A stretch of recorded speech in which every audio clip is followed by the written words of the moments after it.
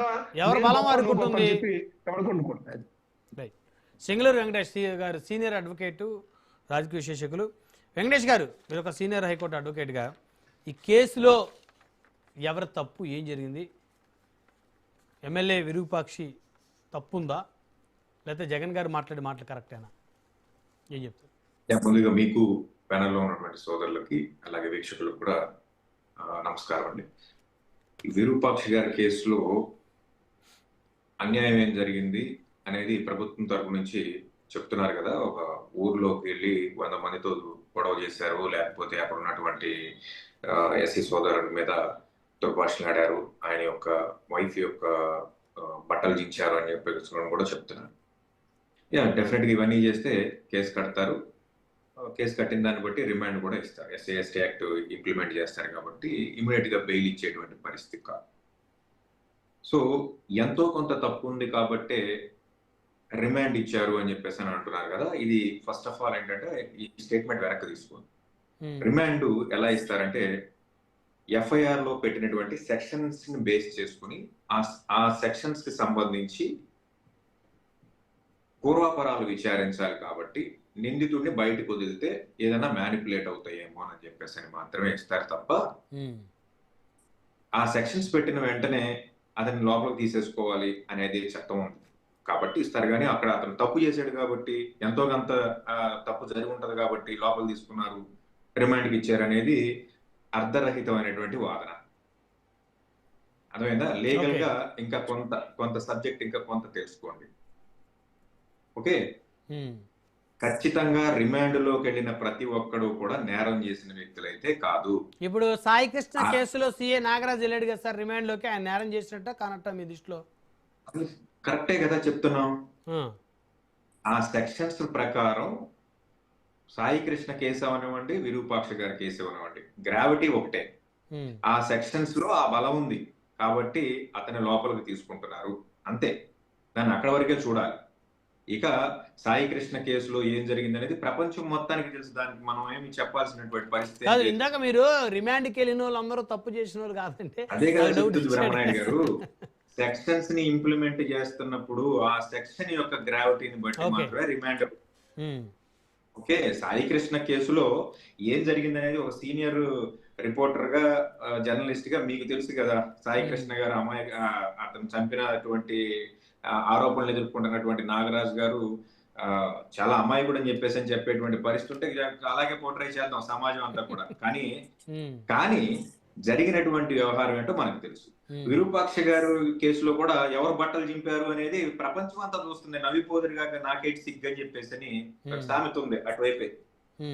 అలాగా బట్టలు చింపినోడు ఎవడో కనపడుతున్నాడు ఏంటి, మళ్ళీ దాని మీద కేసులు కట్టేది ఏంటి, దాని మీద తీసుకెళ్లే ఈ రిమాండ్లు ఏంటి, ఈ వ్యవహారాలు ఏంటి, ఇవన్నీ కూడా మాట్లాడితే కొంచెం ఇబ్బందికర వాతావరణం ఉంటుంది అధికార పార్టీకి. జనసేన పార్టీ వాళ్ళు ఏం చెప్తున్నారంటే, ఆయన ఇందాక చెప్తూ బాలు గారు, రాష్ట్రంలో ఏం సార్ ప్రజాస్వామ్యం పరిడి వెళ్తుంది, పోలీస్ వ్యవస్థ సమర్థవంతంగా పనిచేస్తుంది. నిన్నగాక మొన్న గంజాయి మత్తులో ఒకడు పోలీస్ కానిస్టేబుల్ ని పొడవబోయాడు. గంజాయి మత్తులో డైరెక్ట్ గా పోలీస్ కానిస్టేబుల్ మన రాష్ట్రంలో ఈ రోజు అరెస్ట్ చేసి తీసుకెళ్లారండి. తీసుకెళ్తారండి. తప్పు జరగకుండా చూడాలి కాబట్టి పోలీస్ వ్యవస్థ ఉంది. తప్పు జరిగిన తర్వాత ప్రతి ఒక్కడు న్యాయం చేస్తాడు. అట్లా కాదు, తప్పు ఎవరు చేస్తారో అనేది ఎవరికి తెలుస్తుంది వెంకటేష్ గారు? ఎవరు నేరం చేయబోతున్నారు అనేది ఎవరు దాన్ని గంజాయిని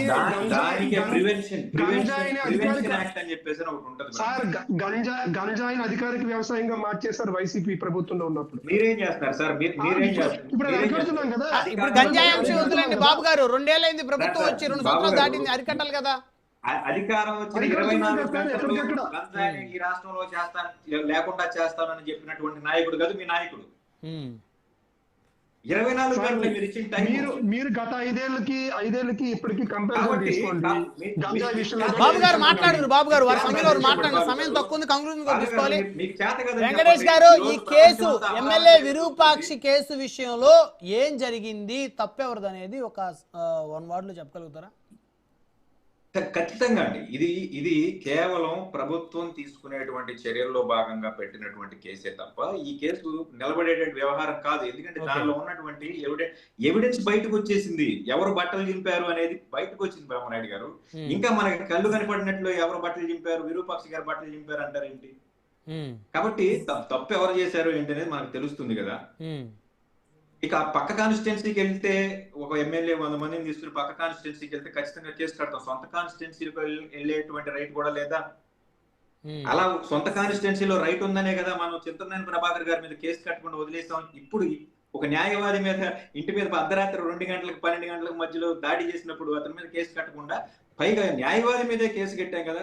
కర్మ కాలి ఆ జిల్లాకి ఆ న్యాయవాది లీగల్ హెడ్ కూడా గతంలో. కాబట్టి మన ప్రభుత్వంలో పోలీసు వ్యవస్థలు ఎలా పనిచేస్తున్నాయి అనే దానికి మీరు తెలుసుకోవాలి.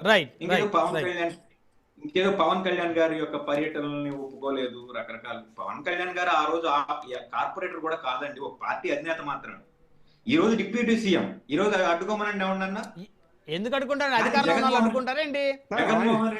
జగన్మోహన్ రెడ్డి ఎక్స్ సీఎం పవన్ కళ్యాణ్ దయచేసి మీ యొక్క పార్టీ అధ్యక్షుడు జనవాణి కార్యక్రమం జనవాణి ప్రజల సమస్యలు తెలుసుకోకూడదా? పార్టీ అధ్యక్షుడు ప్రజల సమస్యలు తెలుసుకోకూడదా? మీరు వన్ సైడ్ మాట్లాడుతున్నట్టు ఎలా అవుతుంది? మీరు వన్ సైడ్ మాట్లాడుతున్నట్టు ఎలా అవుతుంది? ముందు జగన్మోహన్ రెడ్డి అసెంబ్లీకి రమ్మని చెప్పండి. ముందు మీరు జగన్మోహన్ రెడ్డి అసెంబ్లీకి రమ్మని చెప్పండి. అప్పుడు ప్రతిపక్ష మీ యొక్క కార్యక్రమాలు చెప్పండి. అంటే ఇక్కడ ఒక విషయం బాబు గారు, ఒక నిమిషం అండి బాబు గారు, ఒక నిమిషం ఉండండి, ఒక నిమిషం ఉండండి బాబు గారు, ఒక నిమిషం ఆగండి సార్, ఒక నిమిషం ఆగండి.